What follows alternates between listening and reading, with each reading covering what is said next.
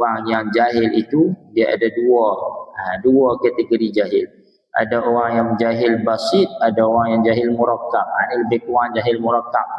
Dia tak terima dah, dia sudah berada dalam keadaan jahil, tak mau juga nak mengaji, tak mau juga nak terima nasihat panduan daripada orang. Itu di antaranya. Tapi kalau yang jahil basit itu dia sedar lagi dia tidak ada dalam kejahilan. Maka orang-orang tersebut yang berada dalam jahil basit itu, maka dia berusaha juga dapatkan ilmu, menuntut ilmu. Tambahan pula fardu ain lagi lah, kena utamakan wajib bagi dia kerana tuntutan ke atas individu fardu ain. Kerana fardu ain ini dikira setiap individu. Tambahan pula ilmu aqidah, ilmu fiqh, ilmu tasawuf itu untuk persiapan diri masing-masing.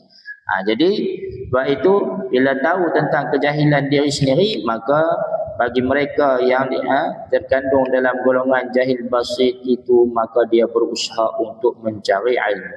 Adapun setengah golongan lagi itu dia berada dalam keadaan jahil murakkab. Dia tahu dia tu tak reti, tapi dia sombong dengan kejahilan dia. Nauzubillah min zalik.